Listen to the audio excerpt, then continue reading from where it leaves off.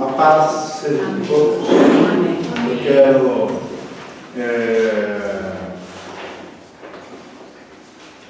pedir para que vocês fechem seus olhos. Vamos orar. Pai, em nome de Jesus, queremos te agradecer por essa oportunidade, por esse tempo, por esses momentos que estaremos juntos.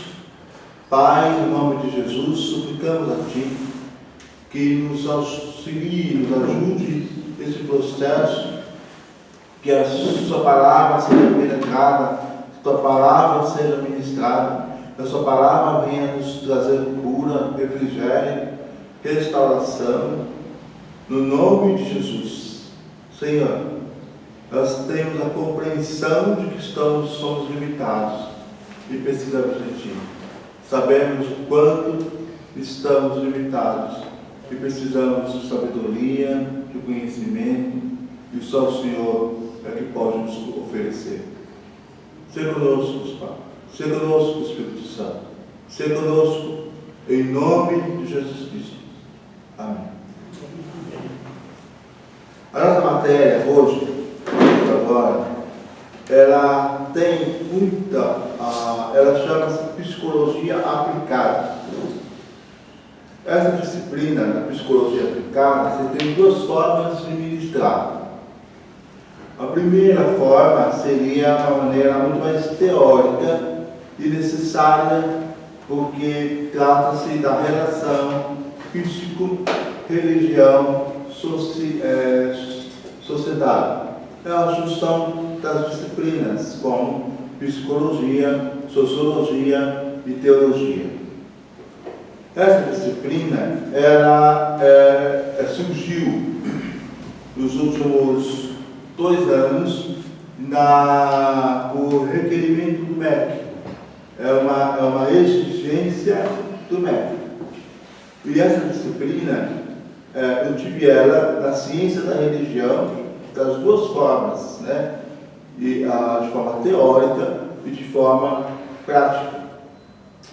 A disciplina Psicologia Aplicada, ela é necessária hoje, porque em todos os segmentos, em todas as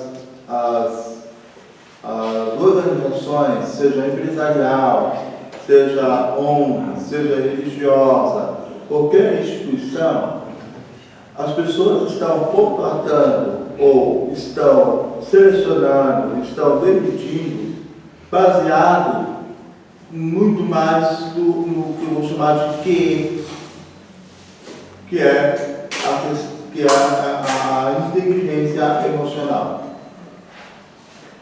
As pessoas são contratadas porque são profissionais bons, currículo bem avançado, tem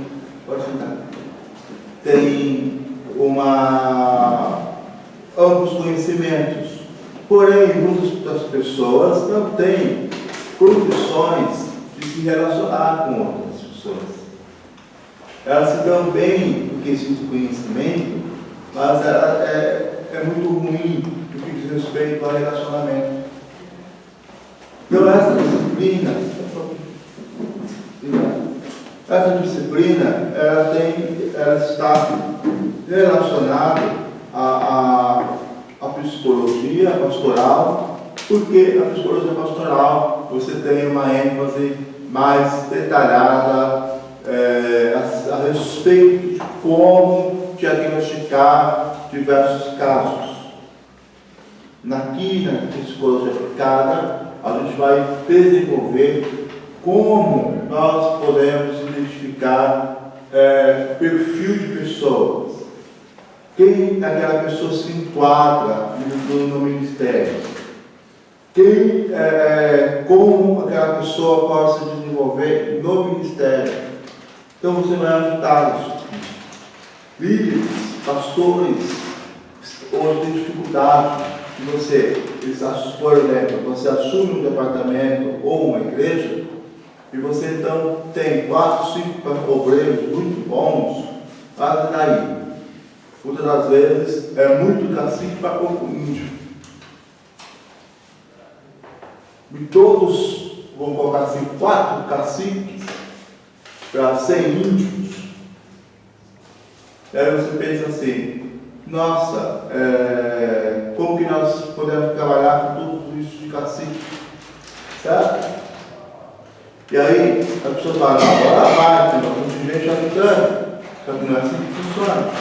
Muitas das vezes você tem bastante pessoas capacitadas, mas o resultado é zero. As pessoas não têm ação. E por que isso acontece? Por causa das pessoas estarem no lugar errado, numa posição errada, e aí muitas das vezes nós estamos em conflito com o obreiro, entramos em conflito com a irmã, entramos em conflito com os pastores. Nós achamos que o pastor está errado, achamos que a liderança está errada, achamos que as pessoas que estão ao nosso redor estão erradas. Sendo que na verdade não há erro. São perfis, são pessoas que se distinguem umas das outras. Só uma pausa, né? Eu vou ter uma reunião com o presidente do Ministério Formosa, está aqui na secretaria, tá? Por isso que eu vou participar. Valeu?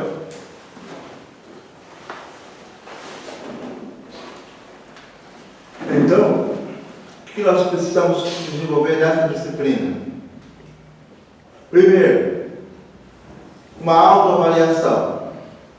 Detalhe, nós temos um curso chamado Revitalização e Plantação de Igreja, e nesse curso eu estou aprofundando algumas coisas, porque lá vai ser durante um ano. Então eu vou aprofundando muitos detalhes. Aqui que eu vou fazer aqui com vocês, chega apenas 30% do que eu vou fazer lá. Eu faço lá. Certo? 30%. Ou seja, é muito pouco por causa da carga temporária. Mas, o que eu quero chamar a sua atenção, porque o que eu faço lá é individual. Chama a pessoa, vamos sentar, mas não pega você. Vamos sentar, vamos conversar, não é isso? Vamos fazer a agenda, vamos fazer isso, fazer aquilo, arrumar, certo? Aí a pessoa vai alavancando, vai crescendo. Alguns chamam isso de mentoria. E eu concordo, sou uma mentoria. Certo? Então, o que nós vamos fazer aqui, na prática, também vocês vão se associar com mentoria. Como mentorear alguém? Como ajudar alguém? Não é aconselhar, diferente.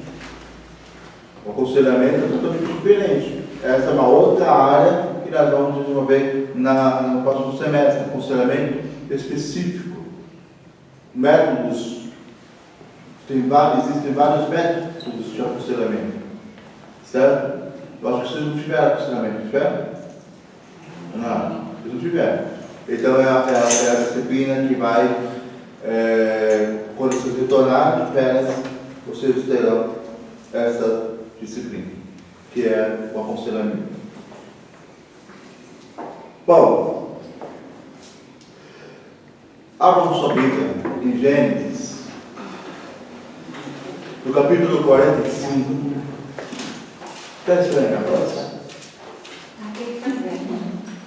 Oi? Aqui fazer.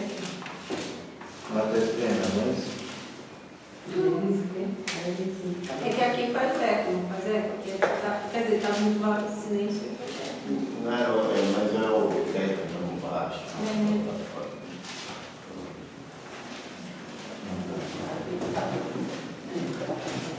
Aqui dá para enxergar. Está bom.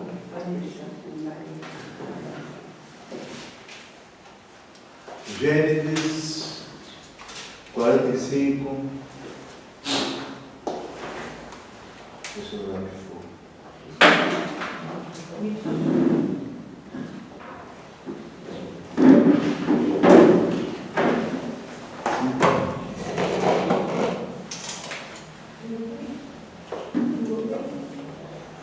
Ele igual mais. A gente quer que as coisas durem mais, né? Parou de funcionar? Parou de funcionar?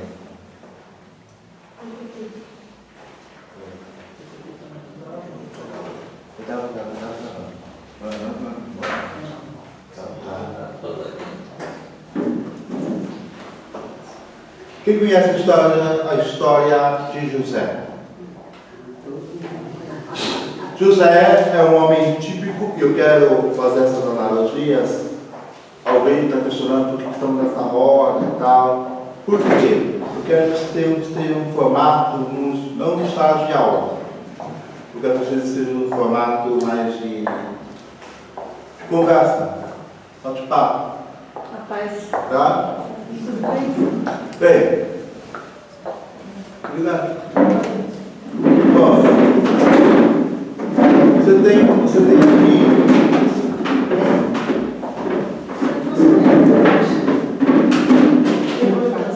Sim. Eu tenho aqui, capítulo 45. Quando José, só para recapitular, quando José está no palácio, seja bem-vindo.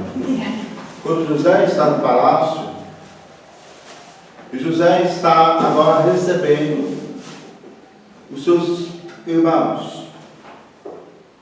Vocês conhecem a história, sabem que José ele fez um joguinho emocional com os irmãos. José simplesmente fez um teste. É como se fosse a minha vitória de sabor de mel. Então, agora chegou a hora. Certo? E aí, o que acontece no capítulo 45, do verso 1?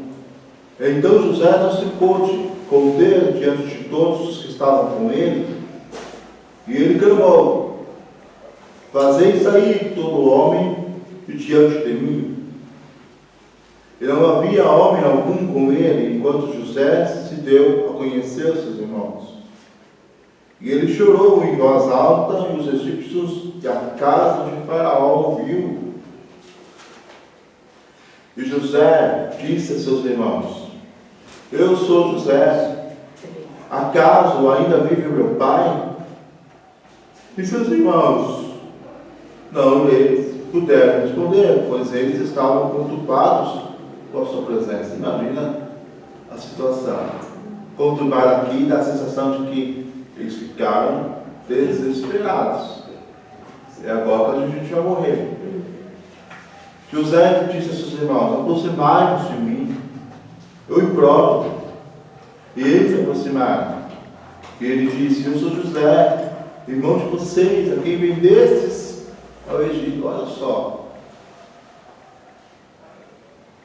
Agora, pois, não vos entristeçais, nem vos ireis convosco mesmos. Desculpa, e nem vos ireis convosco mesmos, pois tendes me vendido para cá, pois Deus me enviou adiante de vós para preservar a vida. Pois estes 3 anos a fome esteve na terra, e ainda há 5 anos, nos quais não haverá cultivo nem colheita. E Deus me enviou adiante de vós para preservar para vós uma posteridade na terra, e para salvar as vossas vidas com grande livramento. O que José está relatando para os irmãos é: eu não tenho nenhuma mágoa com vocês. Será? Então, Claro que tinha. eu não tenho nenhum ressentimento. Aparentemente, pelo discurso, mas quando você pega esse texto e se depara com o verso 13, dizendo assim: e contareis ao meu pai de toda a minha glória no Egito, de tudo que tendes visto. Apressai-vos, eis, e trazei meu pai para cá. Parece-nos que José era um homem já maduro, está seguro, parece que José está tranquilo,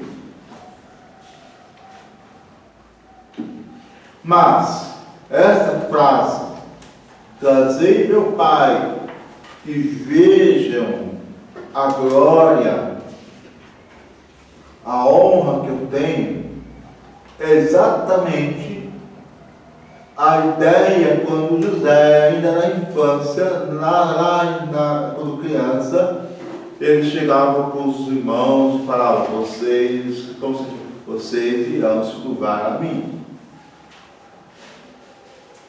Acredito que aqui José está maduro, José está seguro, José está tranquilo.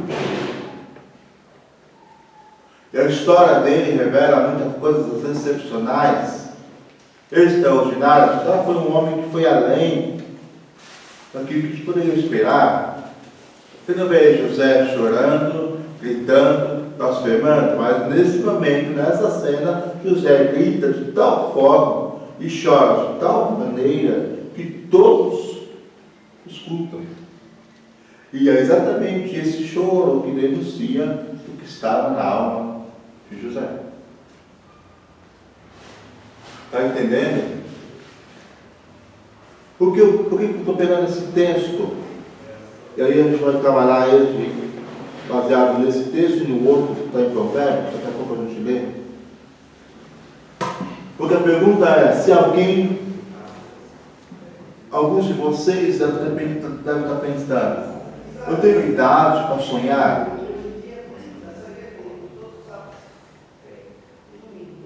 Talvez eu, por exemplo, quando chego na minha idade agora, eu me sinto um jovem maduro, eu me sinto renovado e me sinto desafiado. Muitas das vezes eu percebo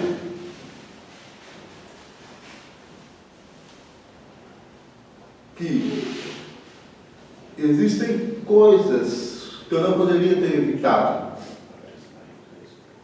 Porque dá aquela sensação, chega a determinado momento, que talvez a gente vai pensar assim: por que eu não fiz diferente? Por que eu não fiz diferente? Por que eu não pensei dessa forma? Por que eu não decidi dessa maneira? Correto? Todos nós já falamos isso?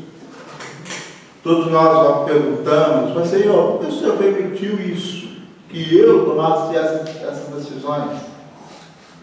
E é natural que a gente faça essas perguntas. Mas o texto interessante de José, ele simplesmente chega para os irmãos e diz: Deus me trouxe adiante, Deus preparou o caminho para que eu viesse. Mas isso depois de tudo que aconteceu. Ele foi vendido, aliás, ele foi rejeitado, ele foi vendido, certo? Se tornou escravo, foi para a prisão, foi esquecido. Ora, só que vocês vão perceber, tem um texto da Bíblia, eu não estou lembrando agora o capítulo, se não me engano, 40, então alguém não chama e fala. Fala quando o José é lembrado para interpretar o sonho, fala: eu conheço um homem, eu conheço uma pessoa, ele está na prisão e ele sabe interpretar sonhos. Então chamam, e quando chama José, olha só o detalhe que o texto traz. José então toma um banho, faz a barba. Esses são detalhes bastante interessantes do texto, onde ele revela claramente que José agora tem uma nova perspectiva. Bom, acabou a minha chance. 41.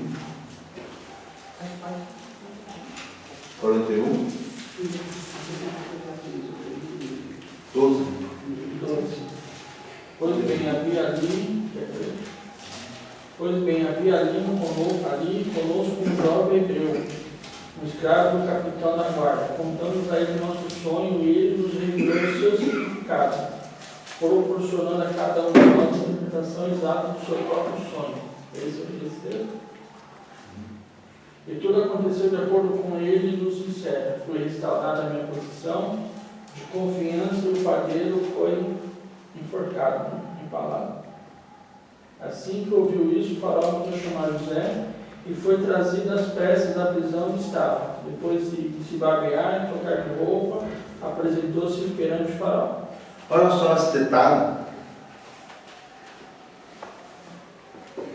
Por que esse detalhe? E foi para uma entrevista de emprego. Como? E foi para uma entrevista de emprego. Muito bem colocado.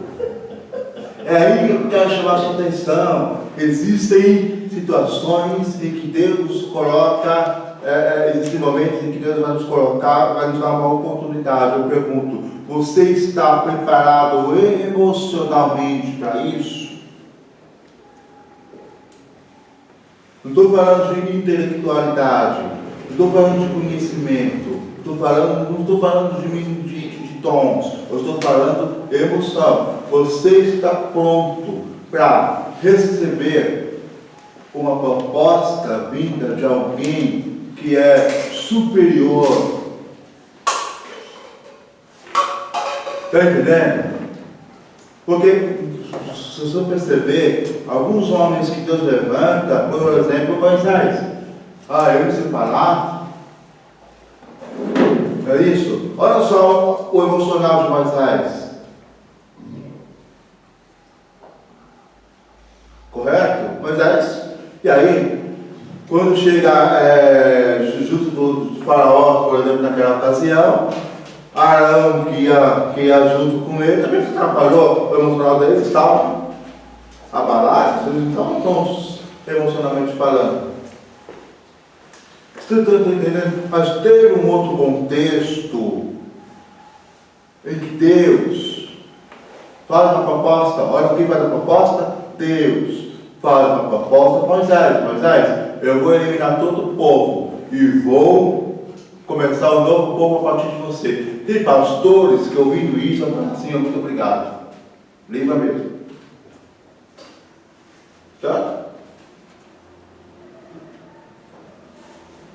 Porém, Moisés fez isso? Não, Senhor, então pode me destruir também. Olha só, vejam, o Moisés ali naquele momento com Deus, ele já sabia, ele já tinha o que eu chamo de inteligência emocional, o que a Bíblia chama de domínio próprio, o que a Bíblia fala de temperança, o que a Bíblia diz acerca de você saber exatamente como se posicionar diante de alguns desafios, bons ou ruins. Certo? A minha esposa perguntou para mim hoje de manhã, o senhor lá pifou? E ela falou, está tranquila? Mas o senhor estava desesperado. Cara, eu não. Você está tranquilo. E aí, você vai fazer o quê? Não vou fazer nada. Vai comprar outro? Como vou comprar? Tem como. Você quer? Mas, assim, tá bom. Se precisar, usa o seu. Aí tirou o chip no dela, não tem como. É diferente. Aí e agora? Assim, sucesso. Não tem que ficar desesperado. Mas tem pessoas que já fica doido. Olha, agora, fica assim, fica angustiado. E por quê? O emocional. Alguém já fechou vocês no trânsito do carro? Eu posso só contar o que aconteceu 2 semanas atrás? Eu fico numa ONG, né, que faço uns trabalhos numa ONG. Aí eu deixo o meu carro num lugar que pode estacionar. Uma micro-ônibus passou, levou a parte inteira, ele bateu no espelho, bateu do lado do carro e o para-choque caiu no chão. Agora eu estava pensando, falou assim, não falei nada. Aí quando eu cheguei assim, que eu olhei o carro, eu falei, aquele carro é meu. Mas eu não deixei daquele jeito caindo no chão. Eu falei, o que será? No lugar que pode estacionar, só a mão única, porque só um carro. Eu falei, mas o que aconteceu? Sabe assim, fiquei parada. A turma que estava em volta, fazendo uma praça, né, passando, eles, ai, a senhora que é a dona, ai, que não sei o quê. Eu falei, mas o que aconteceu? Eu não tinha como bater no carro. Aí ele chegou, lá foi um micro-ônibus. Só que o moço falou para a senhora ir lá no fiscal e falar que é um ponto do ônibus, falar lá com ele, né? Eu falei, pronto. É um motorista do ônibus. Tinha que pagar. Ele falou, não vai pagar nunca, né? Aí um dia eu falei, graças a Deus, quando ele falou isso, eu falei, realmente eu tenho que ficar quieta. Graças a Deus que não aconteceu nada com a senhora. Eu falei, exato, foi livrado. Me livrou de um mal maior. Então, eu quero falar, baseado nesse texto, e alguns, hoje vamos trabalhar algumas coisas em outros textos. Alguém já perdeu o controle da sua vida? Não, no caso do gasto mesmo, uns 4, 5 anos atrás, eu vim do pai, não sei se eu estava vindo para a igreja aqui na Bosquete.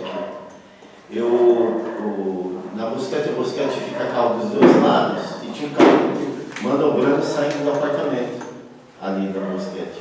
Do apartamento, entrando, saindo, não lembro. E eu parei esperando ele.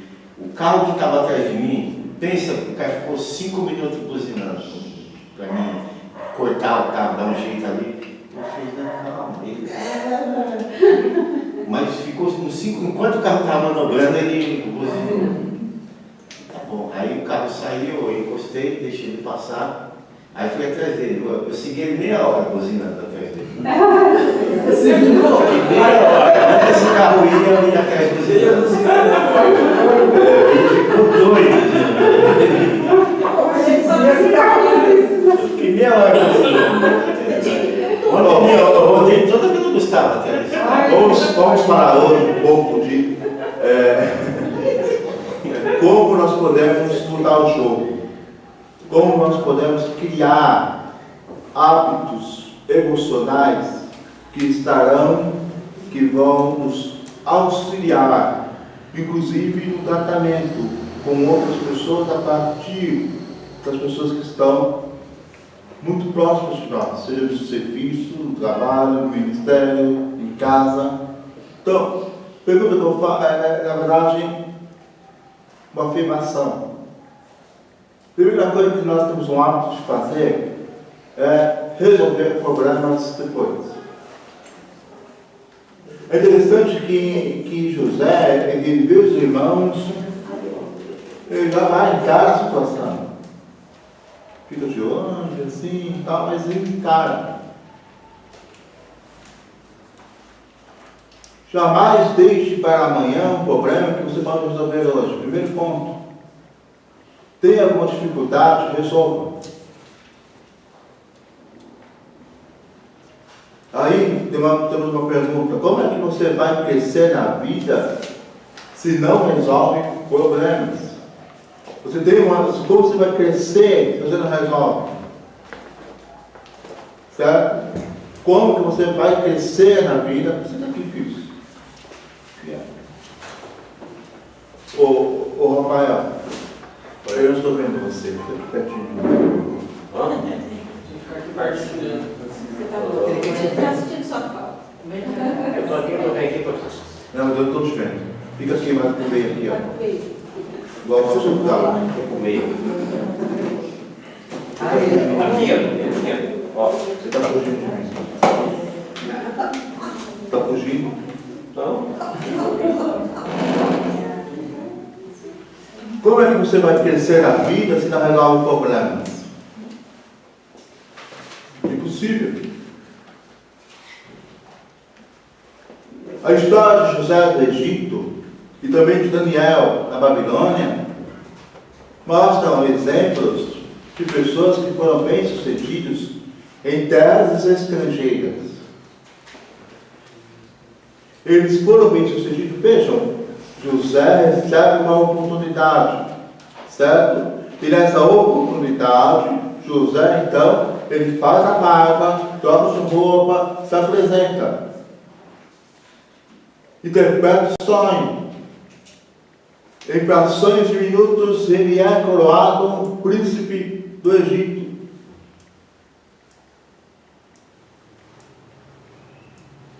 Pastor, José é tipologia de Cristo?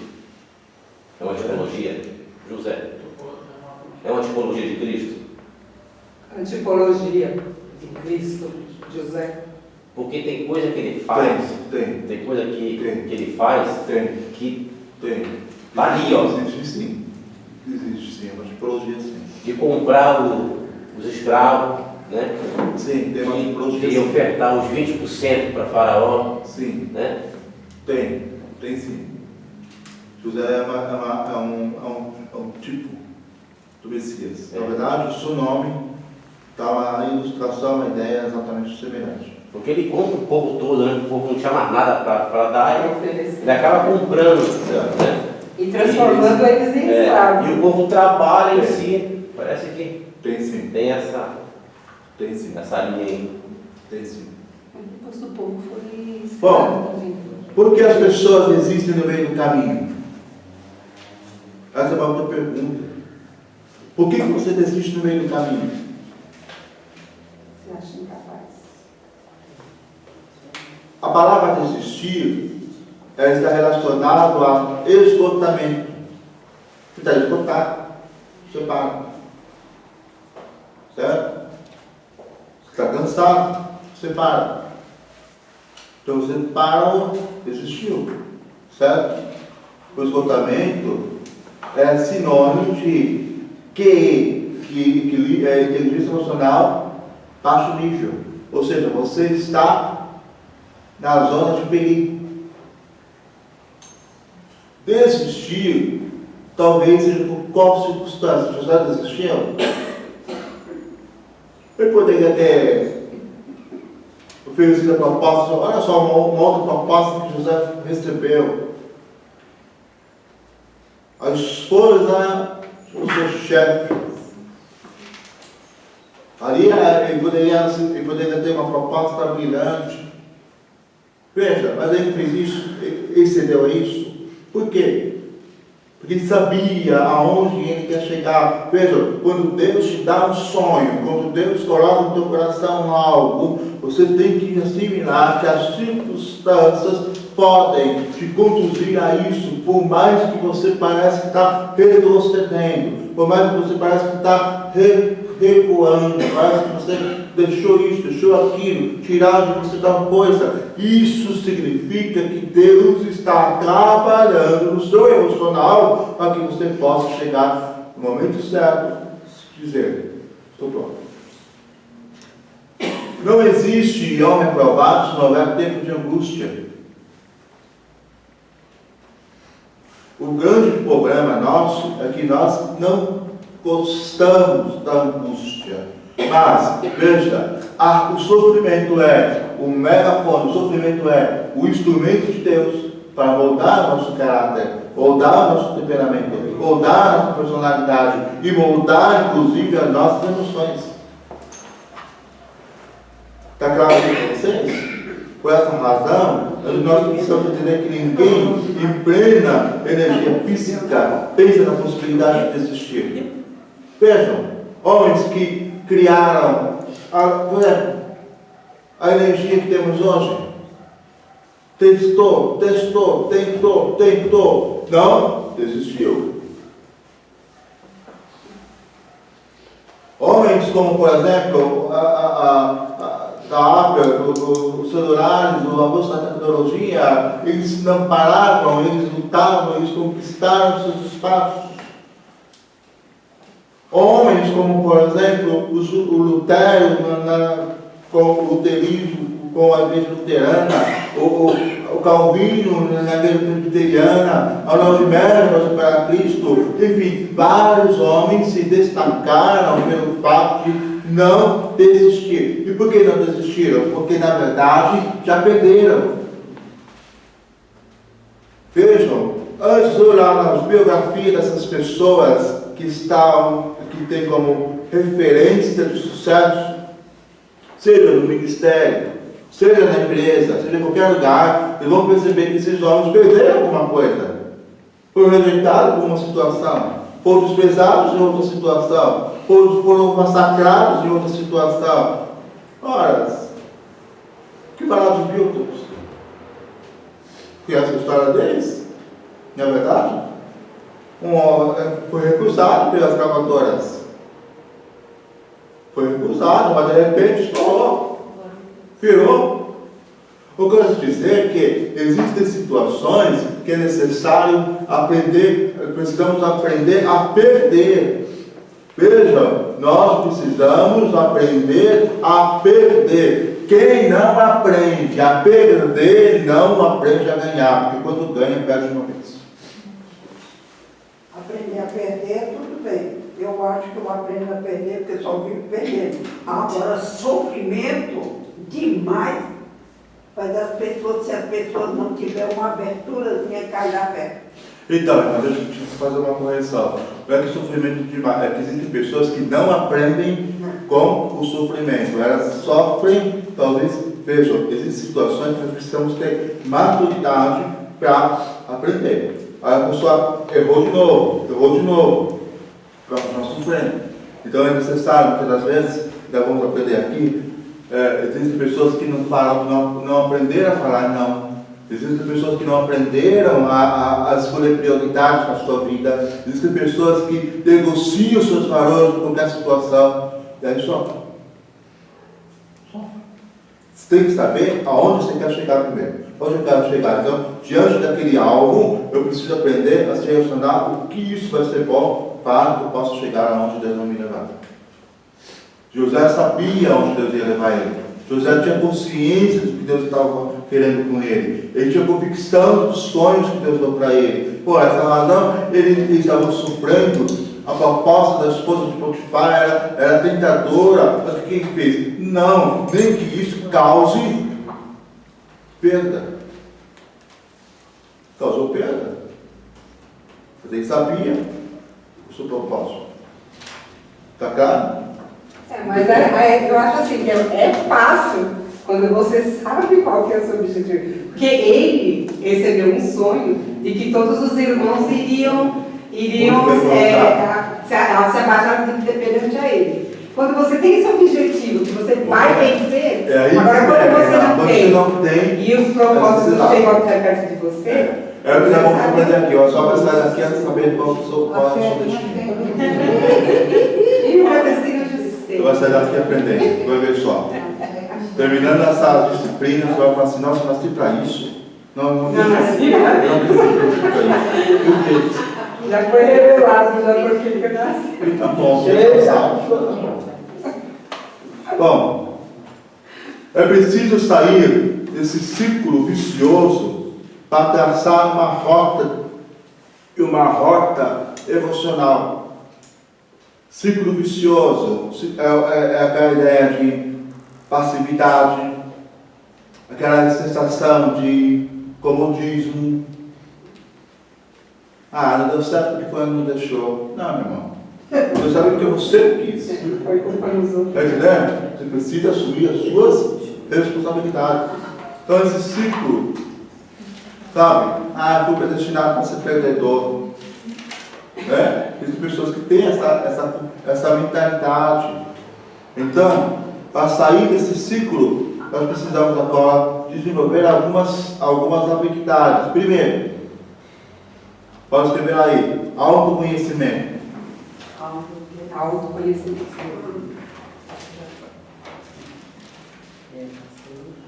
Autoconhecimento. Paulo fala o quê? Examine o homem a si mesmo. Ok? Você consegue examinar a si mesmo? Você tem percepção. Você consegue discernir você mesmo qual é o seu temperamento, qual é o seu perfil, qual é a sua característica, qual é a sua forma. Você saber lidar, você se autoconhecer. Outra pergunta, o que você realmente quer? O que você realmente quer fazer? Alguém perguntou para mim, se você ganhasse 5 bilhões de reais na sua conta, você pararia tudo? Eu falei assim, não, para mim não vai mudar nada. Eu só vou potencializar o que estamos fazendo. Só isso. Não vai mudar nada. Só vou potencializar. Ou seja, tem pessoas que, eu quero ganhar bilhões para ir embora, fazer tal coisa. Realmente, essa pessoa não sabe para onde está indo. Ela não sabe o que quer. Se eu ganhasse 18 anos. Foi, Bárbara, foi a sua comenta. Eu vou fazer bem o raciocínio aqui. Não, 18 anos. Para tirar dinheiro do banco quanto eu quisesse, que o homem mais rico do bairro seria meu esposo. Eu falei, eu estou louca. Aí um dia eu incentivei, em casa, eu peguei tudo que pertencia ao meu esposo. Eu falei, ó, subi o uva e tira meu nome dali. Aí tirou. Aí o moço falou assim, mas a senhora é boa.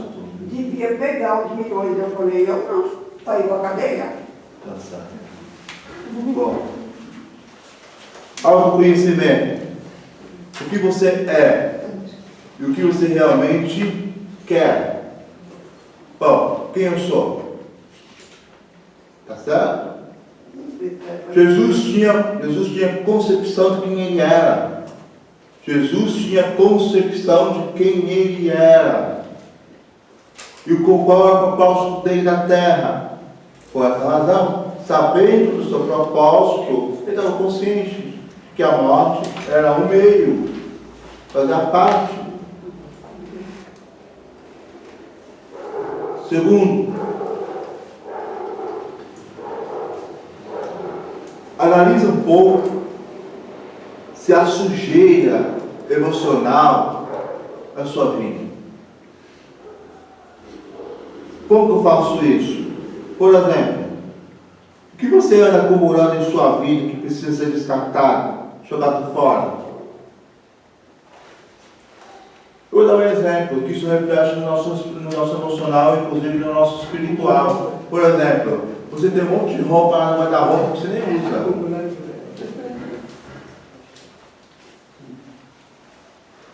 Mas para que você está guardando? Você abre a gaveta da RAC, você abre a gaveta do armário, seja o que for, tem um monte de papel, coisa que não tem mais finalidade. Por quê? Qual é o propósito?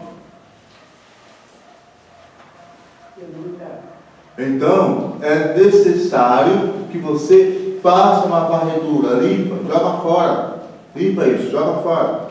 Agora, também estamos falando de sujeira emocional. Como que se faz isso? Liberando perdão. Abrindo mão de algumas questões que, por exemplo, as pessoas já não procuram mais. Então, sabe? Releva, passa, vai para cima, vai para tudo, vai adiante, vai para frente. Você precisa entender que é necessário descartar lixos e limpar para que você adquira novos valores. Para que você adquire novas estratégias, para que você adquire relacionamentos sadios.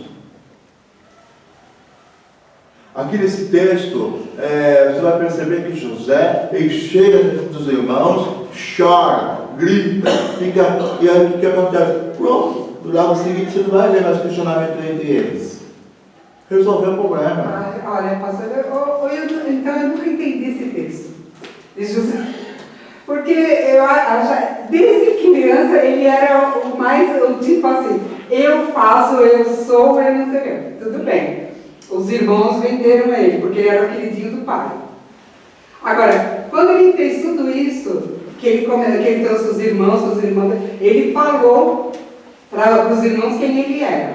Só que ele chegou, fez um tipo de uma maldadezinha, colocou coisas dentro da mochila de um irmão mais novo para dizer, eles roubaram.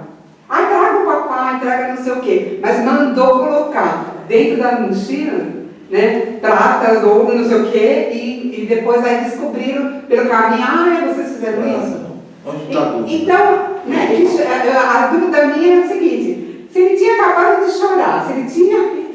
Quer dizer, o choro para mim representaria assim, eu perdoo vocês. Certo. Né?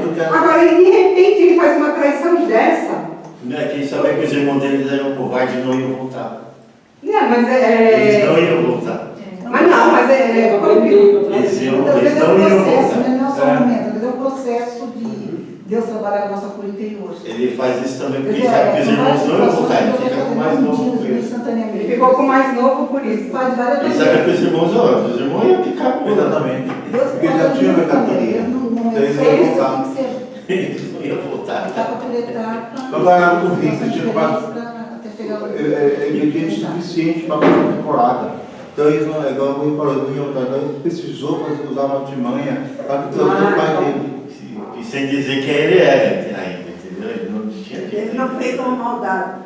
Ele é inteligente. Era uma estratégia. Uma estratégia. Então, agora passo a aceitar que você. Vamos lá. Perdoado está. Você está disposto a jogar fora lixo emocional? Sabe aquela ideia de ninguém liga para mim? Ninguém gosta de mim? Alguém passou e não olhou para mim? Está disposto a jogar isso fora? Pense. Terceiro, relacionamento interpessoal. Relacionamento interpessoal. Como você reage diante das pessoas? Como você reage diante das pessoas? E como você promove as pessoas? Por exemplo, você está diante de um superior, de uma autoridade. Qual é essa situação? Por exemplo, esses dias eu tive a felicidade, semana passada, de encontrar com o Hernandes Dias-Lopes. Acabou se cruzando no lugar. Cruzando. Aí uma pessoa do meu lado disse, vou tirar uma selfie. Eu disse, não quero tirar essa folha, não. Já tenho, já. Já tenho. Lá atrás já tem uma demonstração. Ele foi botar isso num congresso de pastores, e a gente tirou uma foto e eu estava com a camisa de São Paulo. E ele tirou do meu lado, um cara feio. Aí eu quero fazer uma pergunta para ele.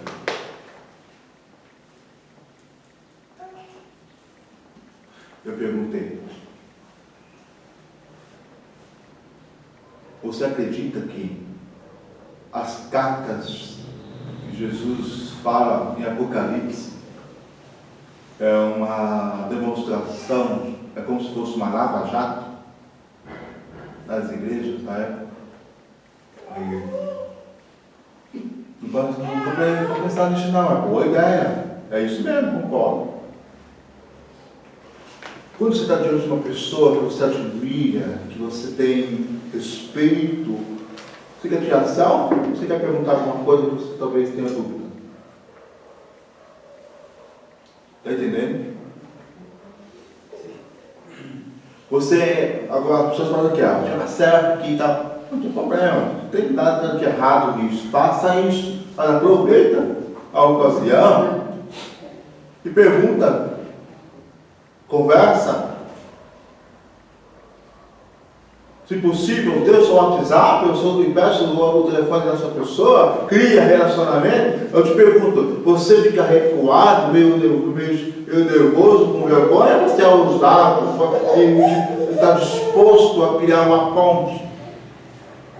Está entendendo? Olha só, voltando para o texto de José, José simplesmente foi. Ele não ficou recuado, ele não ficou meio, não, ele simplesmente foi. Agora, outra pergunta importante que você tem que perceber é como você promove as pessoas. Você tem, sob a sua liderança, você tem pessoas sob a sua liderança, o que você faz? Você promove elas, você destaca elas, você honra elas, porque uma coisa é honrar meus superiores, é muito fácil. Agora, eu quero ver se você vai honrar as pessoas pelas quais você lidera. Você consegue honrar, por exemplo, você consegue honrar o porteiro do condomínio? Você consegue honrar o gari que passa toda semana para retirar o seu lixo? Você consegue honrar o professor que cuida do seu filho? Ou enfim, você consegue honrar as pessoas pelas quais você paga? Porque às vezes as pessoas não estão pagando, então, pronto, veja aí, veja uma coisa importante, você está pronto para sei como que você reage diante de alguém que é superior a você, e se você está pronto para honrar as pessoas pelas quais você lidera. Está entendendo? Isso é essencial. Está claro?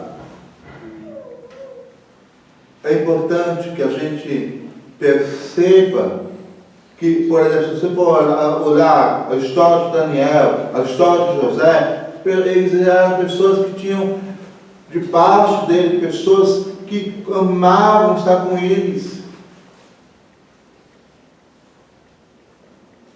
José tinha pessoas que lideravam uma equipe que as pessoas pelas quais estavam com ele. Não é porque ele era superior, mas porque ele era um ser humano e que sabia de onde ele tinha vindo. De onde ele veio? Da escravidão. Ele era escravo.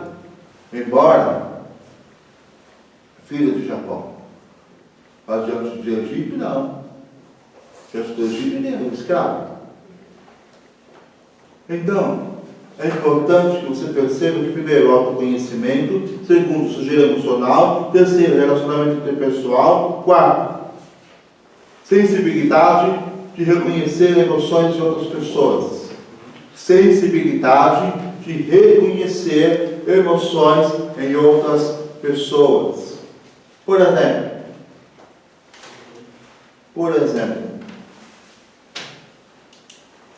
você está aberto para reconhecer as emoções de outras pessoas? Por exemplo, se a pessoa não está bem, você consegue perceber quando ela não está bem?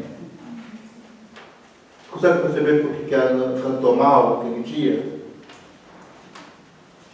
Será que você percebe que aquela pessoa na padaria que te atendeu mal, de mau humor, você pediu um café, ela trouxe chá, ela está de mau humor, você olha, o que você fala? Como você trata? Está entendendo? Como que você trata? Você consegue reconhecer? Ó, essa pessoa não está bem hoje. Ô filha, por favor, acho que você não entendeu. Por exemplo, agora há pouco pediu uma esfirra, a minha amiga uma coxinha. Eu falei assim, filha, por favor. Eu acho que eu falei errado, né? Eu falei esfirra, e eu devo ter falado esfirra pensando na coxinha, está mostrando isso. E ela deu risada. Desculpa. Não, acho que foi eu mesmo. Eu devo ter pensado na coxinha e pedi esfirra. Mas vamos trocar? Por favor, eu quero esfirra. Bom, ou seja, você tem uma forma de você falar com a pessoa. Você tem um trato, está entendendo? Você tem uma maneira. Isso é fundamental. É reconhecer a sensibilidade do outro. Reconhecer. Às vezes a pessoa não está bem. Não está bem. Acordou de mau humor. Eu não dormi. Certo? Por essa razão, a outra pergunta, consegue identificar identificar as suas emoções e as dos outros? Você consegue identificar as suas emoções? Você sabe quando você está com raiva? Por exemplo, quando eu sei que eu estou com raiva, quando eu estou com raiva, eu estou na igreja, e é o dia de domingo, quando eu estou com raiva, eu já pego, se o pessoal precisa de mim ali, eu já peço só. Dá uns minutos, por favor, eu estou com raiva aqui. Tirando o veneno. Tirando o veneno, senão você Sai, vou retirar. Mas algumas pessoas já me conhecem, já sabem, e hoje. Então, porque eu sou, a sua fisionomia fala. Está entendendo? E aí, às vezes já aconteceu isso, eu chegar na igreja, com raiva no meu rosto e tal, de repente, a pessoa deixa e tal, eu vou pro meu cantinho lá e começo a ter aquele momento com Deus e tal. Então, fluiu naturalmente, de forma extraordinária. Olha, aconteceu também, já aconteceu comigo ali na igreja, de pessoas chegarem, eu estou com raiva, também eu estava com raiva, eu venho querendo brigar comigo. Aí eu brigo com ele. Aconteceu, brigou. Para não acontecer isso de novo, o que eu tenho que fazer? Eu já falo, ó, meu querido, pelo amor de Deus, está bem? Que o outro não está bem? Nem fala agora. Não é só comigo, com qualquer pessoa. Não é verdade? Os homens casados, com a esposa não está bem. TPM. Só põe culpa nela. Não tem chocolate em casa. Sai, vai comprar. O marido saiu, não deixou uma nota de 100 em casa. O que tem que fazer? Chega à noite, o que tem que fazer? Tirar da Nada. Não fala nada.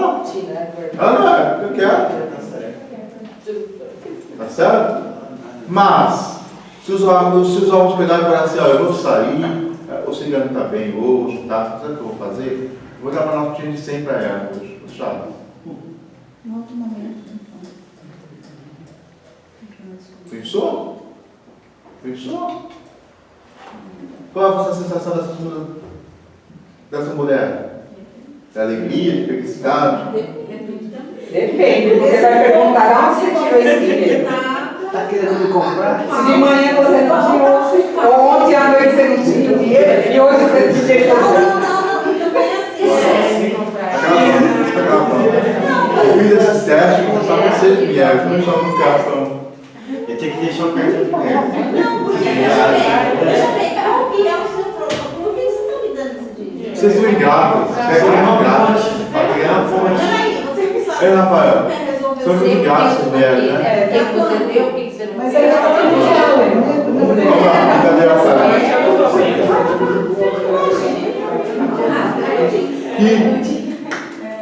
Quinto, automotivação.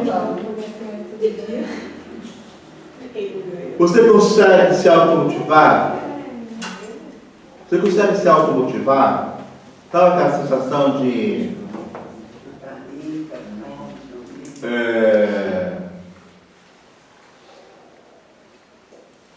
você se premiar por fazer alguma coisa? Se automotivar é você fazer o seguinte, ó, se eu eliminar 1 quilo na semana, eu vou comer aquela salada bem recheada.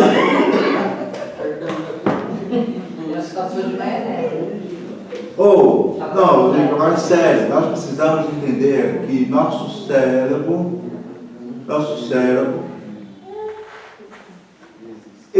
cérebro, é quem vai determinar o nosso comportamento. Se você fala para você mesmo, teu cérebro, que o negócio é ruim, o que vai acontecer? Por isso que Paulo fala, pensar no que é bom, pensar no que é perfeito, pensar no que é justo. E quando Paulo está dizendo isso, está dizendo o seguinte, ó, quando você muda o seu pensamento, você sai da passividade. E saindo da passividade, você se automotiva. Você sai dessa vida parada e se autodesafia. Então, a automotivação é: nada é capaz de parar você diante dos sonhos que Deus te confiou. Deus te deu um sonho, nada pode parar. Deus te deu um projeto, nada pode impedir. Agora, se Deus fez isso, se Deus colocou no teu coração, saiba que você tem um processo a desenvolver, e esse processo custa alto, custa arrumar a sua casa, a sua vida emocional, o seu equilíbrio, para que você, quando chegar diante daquilo que Deus vai te dar, você está pronto para receber. Está claro? Então é necessário, se faz necessário que vocês saibam se automotivar. Como que é isso? Eu preciso entender. Deus me deu um sonho. Deus falou comigo a respeito disso. Nada pode parar. Nada pode interromper. Nada. É nada, nada. Quando, por exemplo, quando você percebe que Deus te deu uma visão, que Deus te deu um projeto, e parece que as coisas não estão indo bem do jeito que você gostaria, o que você faz? Desiste ou prossegue?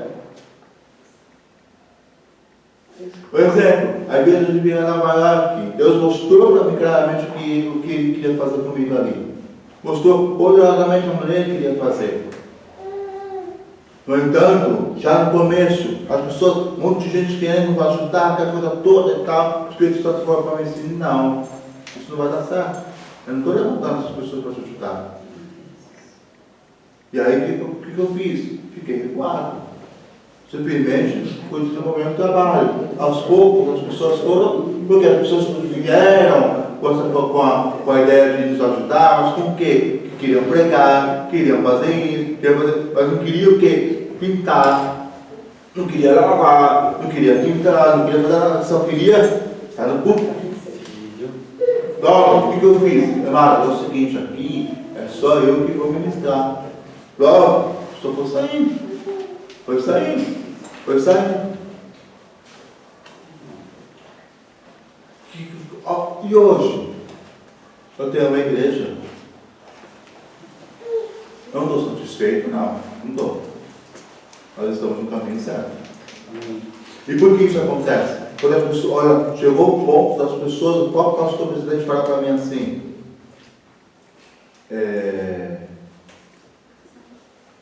fulano saiu, ciclano saiu, fulano saiu. E aí? O que está acontecendo? Eu disse: nada. Eu sei o que Deus está fazendo aqui. Quando você sabe o que Deus está fazendo através da sua vida, você fica firme, você não se abala. Eu fiquei firme. Hoje a igreja está prosperando, voltando a crescer. E por que está aqui? E agora são pessoas que estão realmente com o nosso jeito de ser, com a nossa forma de ser. Isso acontece, meus amados, por quê? Por causa da perseverança. Quando você perde foco, por exemplo, Rafael, não acontece com você. Pastor Rafael pega e fala assim: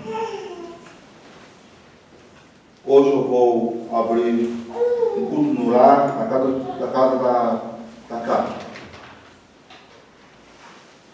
Aí começa o culto na casa dela com 2 pessoas. Olha, todas as semanas que é a proposta. Na segunda semana, 20 pessoas. Nossa, a pessoa fica empolgada. Na terceira semana, 1 pessoa. E aí, você continua? E às vezes estaremos só nós.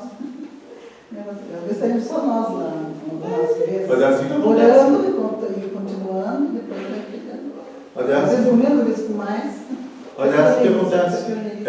Esses altos e baixos é para que nós tenhamos, possamos saber exatamente como estamos, como vamos reagir. Então a pergunta é: você é capaz de se automotivar? Todas as vezes que eu pensava que não ia dar certo, eu falava: ah, Senhor, já deu certo. Todas as vezes que alguém falava assim para mim: não vai dar certo, eu já falava no meu coração: isso, Senhor, já deu certo. Essa automotivação. E por fim, autocontrole. Autocontrole é uma coisa interessante porque você sabia que 70% dos problemas emocionais, 70% dos problemas emocionais começaram na infância? Sabia? Por exemplo, eu sempre ouvi do meu pai o seguinte: não tenho dinheiro. Não tenho dinheiro. Não tenho dinheiro. Sempre, pai, não tenho dinheiro. Aí eu cresci com essa coisa, não tenho dinheiro. Isso é sério. Eu orei, disse, eu falei, Senhor, desfaço isso na minha vida. Amém. Que isso? Sou grato que Deus me dá e Deus vai prosperando. Percebe que o negócio tem que mudar. Aí quando alguém pega e fala assim, e aí, vou fazer, a esposa também fala, e aí, vou fazer tal coisa e tal. Aí às vezes eu verdade não tem dinheiro. Só que aí eu me libertei. Você serve o nosso consciente lá dentro vai falando. Aí o que eu pego e faço? Você fala para ela. Deus proverá. Como? Deus proverá. Não. Eu pego umas amigas. Vamos fazer. Ah, então dá.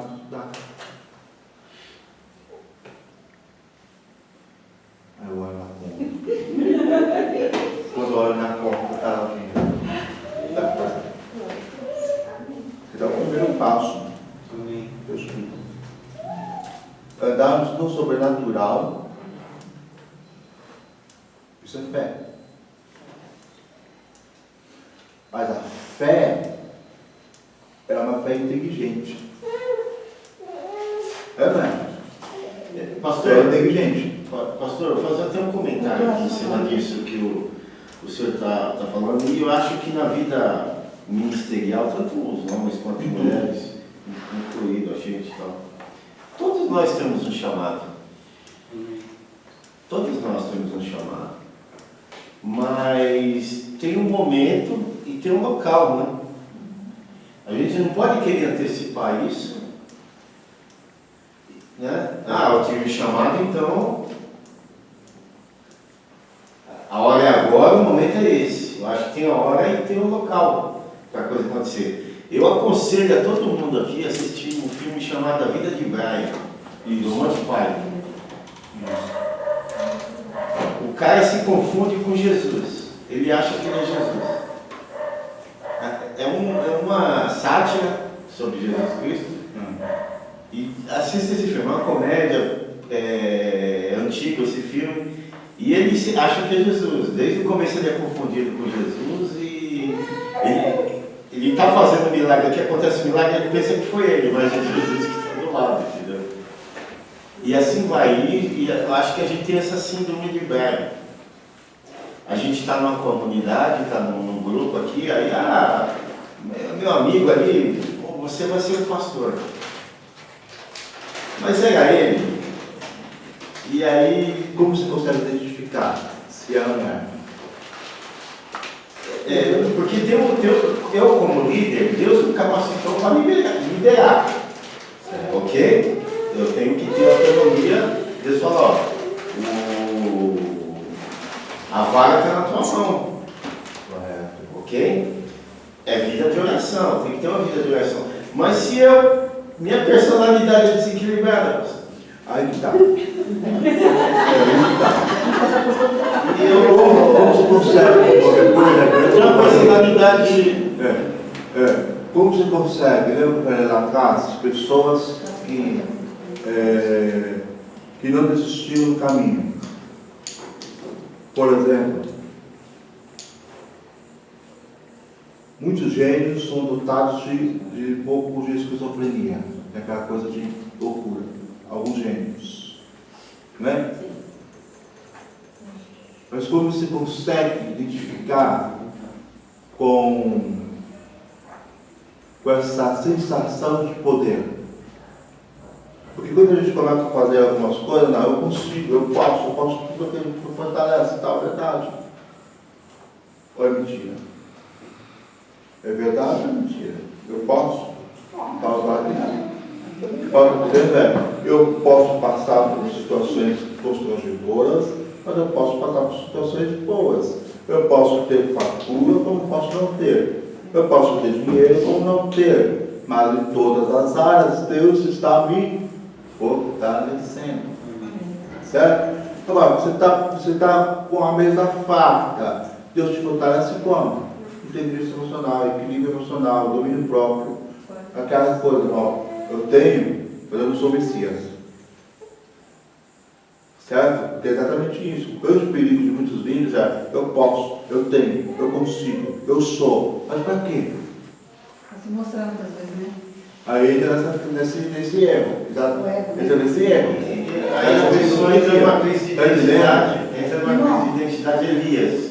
Deus mandou ele sair matando todo mundo? Não. Mas na mente dele, ele ia fazer uma Porque isso revolução. é equilíbrio emocional. É o que nós estamos falando de autocontrole. A pessoa não tem esse autocontrole. Eu fui, Deus me separou, eu profetizo, tá, então E como muitas vezes, será que a pessoa está pronta a ser um porteiro lá na igreja, ou ser um líder da escola dominical, a pessoa está pronta a ser um diácono, passar por aquelas etapas do departamento da igreja, até chegar um dia que vai dizer, olha, agora eu posso ser um líder depois, por exemplo, aqui nós estamos fazendo um curso para uma preparação para a liderança, né, para ser um pastor, ou para ser um missionário, mas passar por essas etapas muitas vezes não quer, só quer direto lá já púlpito, né? Então, será que está pronto para... Então vamos lá. O autocontrole vai prevenir isso que está falando. Porque essa síndrome de Messias é perigoso. Certo? Então, 70% dos problemas emocionais começam na infância. Tipo, você é burro, não vai conseguir. Não tem dinheiro. Diante desse desafio, você perde o controle por algum motivo. Agora, por exemplo, essas atitudes, como ele está colocando aqui, é um reflexo de que problemas estão tratados, problemas emocionais. Eu preciso provar que sou capaz, eu preciso provar que sou cara, eu preciso provar que sou a pessoa, eu preciso provar que sou excelente pastor, eu preciso provar que sou excelente pai, excelente mãe. Então, essa sensação de que eu preciso provar para mim mesmo e para o outro, eu acabo fazendo loucura. E machuca as ovelhas nesse processo, aí sai quebrando a pata de todo mundo. Todo mundo. Agora, o remédio, por exemplo, eu comentando com um amigo, é interessante. Esse amigo falou assim para mim: meu pastor, ele falou que tem que fazer isso, fazer aquilo e tal, e chega para Deus me mostrou e ponto, acabou. Tá, mas e aí? Mas eu não posso questionar porque Deus falou. Se Deus falou, peraí, irmãos. Bíblia, tá? Vamos para a Bíblia.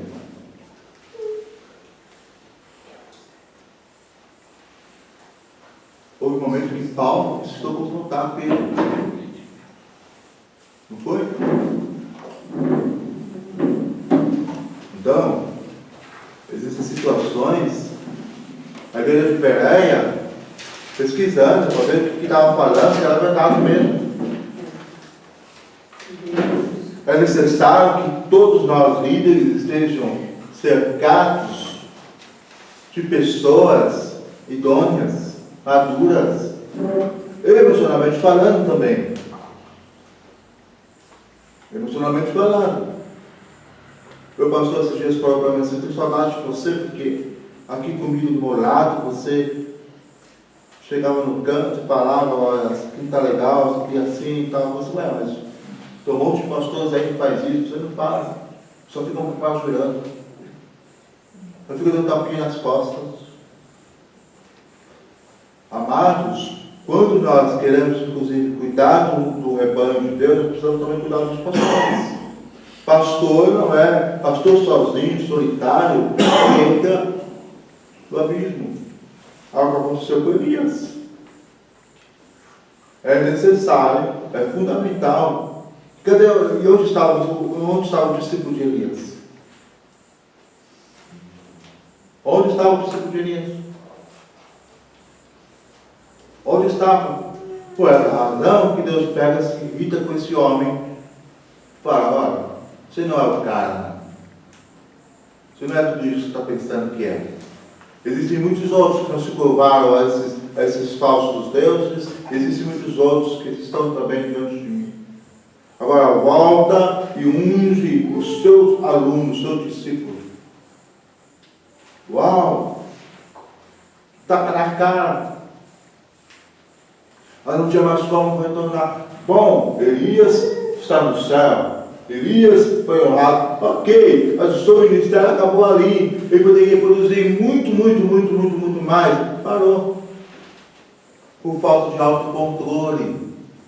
Quem não tem autocontrole, se perde o controle, perde toda a caminhada. Talvez, ou pode ser que você não perca a salvação. Pode ser que você não perca a salvação, mas você vai perder a oportunidade de mudar a história, de mudar uma situação, de mudar uma circunstância. Então é necessário que, ainda que as pessoas falam, olha só, algumas pessoas falavam para mim na época, você não vai conseguir. Eu entrei numa luta, querendo provar algumas coisas, mas do jeito que Deus me curou, do jeito que Deus me restaurou, pronto. Hoje eu faço as coisas, não tenho que provar nada para ninguém. Faço só natural, tranquilo. E por que isso acontece? Porque finalmente eu passei por um processo difícil de confessar dificuldades, confessar, muitas das vezes, pecados ocultos como vaidade, vanglória, inveja. Nós temos que ter humildade para fazer isso. Temos que ter humildade para reconhecer isso. Daí, nós podemos concluir que, se você quer uma nova história, um novo rumo na sua vida emocional, você precisa de auto-reflexão, autoconhecimento. Quem eu sou diante de Deus? Aliás, quem eu sou em Cristo? Se eu sou em Cristo alguma coisa, então que diminua eu, que aparecer. É Ele que é glorificado, não eu. O que eu sou em Cristo? 2. Joga fora toda a sujeira emocional. Liquida, joga fora. Joga fora. Ô irmão, tem pessoas que acumulam coisas dentro de casa. Sabe por que isso acontece? Porque tem aquela sensação de que, eu tenho bastante coisa, não tem nada. Eu falo, pessoal, quantas vezes alguém já teve essa experiência de ser totalmente querido, quando no outro dia, na outra semana, vai pegar as coisas para levar, para doar, para guardar, tanta coisa que não usava. A pessoa está debaixo da terra e essas coisas. Fica na onde? Fica acumulando tantas coisas, para quê? Qual a finalidade, qual o propósito? Você tem peças de roupas que você não usa mais.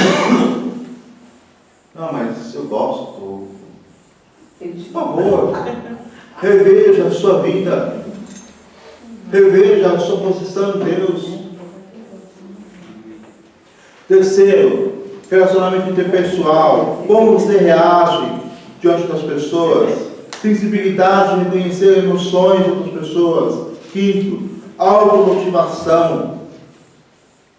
E por último, autocontrole. Abra comigo Provérbios, capítulo 6, versículo 9. Provérbios, capítulo 6.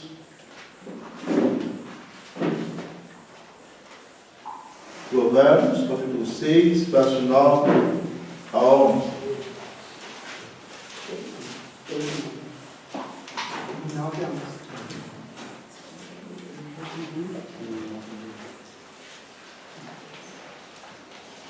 Verso 9 a 11, quem pode ler? Capítulo 6, versos 9 e 11. Para você, Ricardo. Ó preguiçoso, até quando ficarás deitado? Quando te levantarás da tua sonolência? Tirando uma pestana, cochilando um pouco, cruzando os braços para descansar, tua iminente pobreza te aterrorizará, e tua necessidade te assaltará como um ladrão armado. Meu Deus. Perceba, profundo, meu Deus. Quem quer atingir os seus objetivos precisa antes alcançar, fazer uma alta análise. Certo? Por isso que já falou assim, eu sou assim, vou morrer assim. Síndrome da Gabriela, né? É, Gabriela. Seja sincero. Pergunta que eu faço é: qual tem sido a sua atitude diante da vida? Passividade?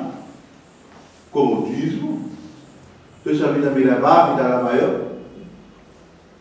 Não, meu irmão. Deixa a vida me levar. Porque ele Ah, mas você foi campeão do mundo com esse hit aí. Funciona às vezes. Funciona, às vezes funciona. Segundo o Filipão lá, funciona. Lembra, em 2002?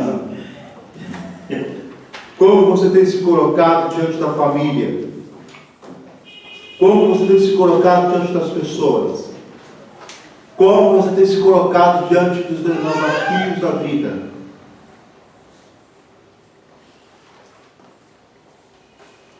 Quantos homens a esposa fala, precisa trocar a lâmpada, precisa trocar a torneira. Como faz? Deixa a vida me levar. Ainda bem que eu não sou assim com a série.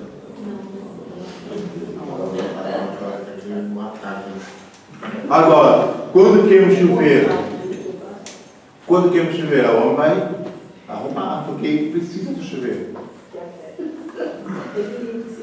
É interessante observar que as mulheres também têm essa questão. Algumas coisas, façam uma autoavaliação.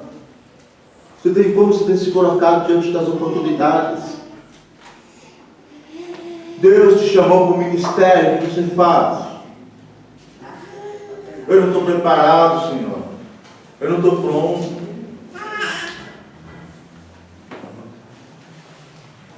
Como as pessoas que mais lhe conhecem definem sua atitude diante da vida? Como as pessoas te definem? Pensem. Como as pessoas te definem? Preguiçoso? Como você se coloca no mundo? Com autonomia e ação ou de passividade, de covardia? Pessoas que entram na passividade, aquela coisa de depois eu faço, depois eu faço, depois eu faço, depois eu faço. A procrastinação, depois eu vejo, depois eu faço, depois eu resolvo. Isso é sério. Isso é tão sério que muitas das vezes o que nós fazemos? Depois a gente vê. É necessário que, se você olhar para esse provérbio e perceber, no verso 9, ó preguiçoso, por quanto tempo dormirás? Quando te levantarás do teu sono? Qual é o seu projeto de vida como mãe, como pai, como filho, como pastor, como obreiro, como pessoa que vai atuar na sociedade? Qual é a sua posição? O que você vai fazer? As coisas estão acontecendo, você diz o quê? Todo mundo faz, eu faço também. Então, qual é a sua atitude diante da vida? Como você aceita os desafios ou você se esconde? Você aceita? Aceita. Por que você aceita? Eu escondo? Por que eu escondo? Topa os desafios ou arruma desculpa para não ir adiante? Amados, Jesus disse que nós podemos viver uma vida de abundância. Só que essa vida abundante é uma vida, não tem a ver com questão espiritual, tem a ver com tudo. Você pode receber um salário mínimo e ter uma vida abundante. Você pode morar numa casa que tem 2 cômodos, que não tenha piso, e você ter uma vida abundante. A vida abundante está dentro de você e a partir de você, da tua perspectiva de olhar as coisas que estão ao teu redor. Não estamos falando de ser algo, eu tenho isso, não, eu tenho aquilo. Não, estamos falando do seu emocional. Como que você reage diante daquilo que você tem, diante daquilo que você possui, diante daquilo que você pode adquirir. Essa parte ficou tranquila. Tem pessoas que têm a habilidade de falar assim, por exemplo, eu lembro muito bem, uma vez, há muitos anos atrás, uns 12 anos atrás, eu fui cuidar de uma igreja enorme, muito grande, e aí o pastor chegou para mim e falou assim, isso aqui é uma oferta para você. Eu peguei e falei assim, não pastor, eu não mereço não quero não. Por que você não quer? Não, eu não mereço. Sou digno disso não. Aí ele pegou e enfiou no paletó. Constrangido, com vergonha, inclusive. Aí naquela época era um bom dinheiro. Eu fiquei feliz. Mas constrangido, sabe quando você fica mal? Aí eu compartilhei isso com um pastor amigo, pastor que 30 anos mais velho que eu, bem amadurecido, pastor itinerante. Ele falou assim, jamais faça isso.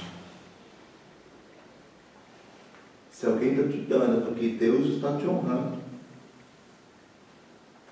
É Deus. Você trabalhou para isso, você fez isso, não pode cobrar. Digno obreiro do Tá seu aí? trabalho. Oi? Digno obreiro do seu trabalho. Sim. Daí, na hora, vem o sentimento oposto. Cara, não é assim mesmo. Aí pegou na hora assim, opa, passou na hora. E o Estevam foi pro outro. Está entendendo mais isso? Eu já fui criança, emocionalmente. É isso que Paulo fala lá em Coríntios, às vezes nós agimos como criança. Era um texto lá, capítulo 13 de Coríntios, dá uma olhada lá, o que Paulo fala, vê o que está escrito lá. Às vezes nós agimos como criança. Temos comportamento como que estamos trabalhando de questões emocionais e espirituais. Porque amor, quando ele fala do contexto de amor, mas eu amo, mas daí, e aí? Eu amo pulando para o mal dele, eu amo ciclano, fico. Velho. Que amor é esse? Aí Paulo então tem essa postura. Vamos lá, o que achou? 1 Coríntios 13. Quando eu era menino, fazia coisas de menino. Não é isso que fala aí? Quando eu era criança, pensava como menino, sentia e falava como menino. Quando cheguei à idade adulta, deixei para trás as atitudes próprias das crianças. Está vendo? Quando você é menino emocionalmente, porque tem pessoas que têm 40 anos de idade, mas tem postura de menino. Emocionalmente falando, não tem maturidade. Por essa razão, nós podemos concluir dizendo que qualquer coisa diferente de abundância é disfunção. Tem pessoas que se acomodam com as coisas pequenas. Tem pessoas que não saem em busca de grandes coisas para a vida. Por exemplo, você se contentou só em fazer a 4ª série. Você contentou só em fazer o básico de teologia. Só se contentar, tem pessoas que só não, tá bom assim, tá ótimo, assim tá bom.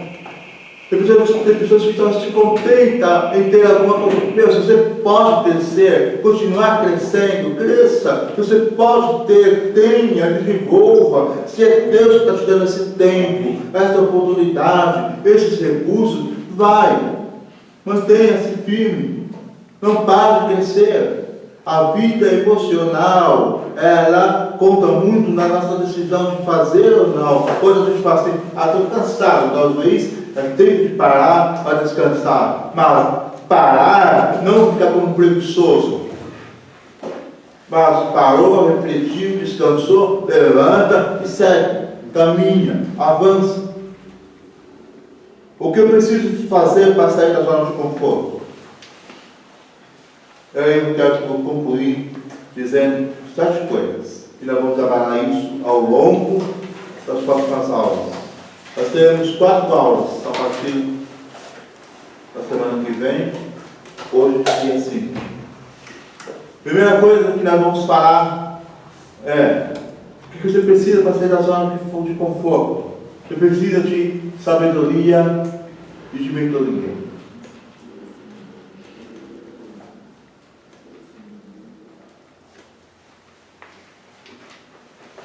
Segundo, eu preciso de comunicação. Aqui eu vou chamar de marketing de Jesus. Jesus foi o maior marketeiro da história. Comunicação. Comunicação. Marketing de Jesus. Sabedoria e mentoria não faz parte da primeira, né? A primeira é sabedoria e mentoria. Segundo, comunicação, marketing de Jesus. Terceiro, estratégia. Do tempo. Estratégia do tempo. Quem já leu a Arte de Guerra? Eu li o resumido, né? Aqui você tem Não, valeu isso mesmo. Arte da Guerra. X1. 4. Comportamento.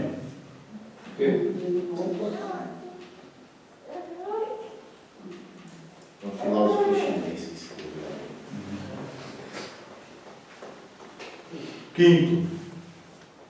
Atualização. Já perceberam que todos, inclusive o Kid é especialista nisso? Quando você quer baixar alguma coisa nova no celular, o que você precisa fazer? Como?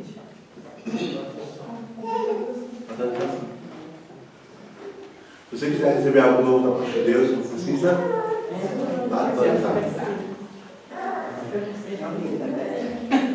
Certo? Se você quer receber algo novo de Deus, atualiza. Sexto, excelência emocional. Alguns chamam de riqueza emocional.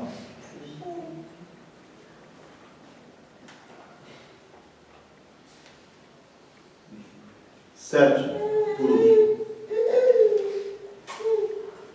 trabalho.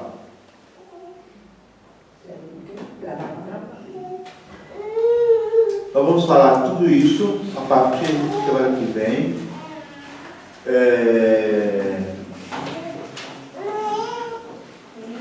Eu vou mostrando, eu vou passando para vocês, sempre nas terças-feiras, eu vou enviar no grupo, coloco no grupo, um exercício.